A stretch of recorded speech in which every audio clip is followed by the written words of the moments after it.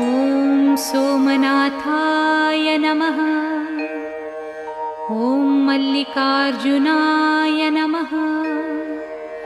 ॐ महाकालेश्वराय नमः। ॐ ओंकारेश्वराय नमः। ॐ वैद्यनाथाय नमः। ॐ भीमशंकराय नमः। ॐ रामेश्वराय नमः। ॐ नागेश्वराय नमः। ॐ विश्वेश्वराय नमः।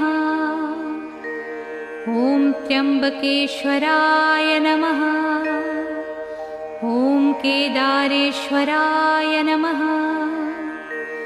ॐ भुस्मेश्वराय नमः।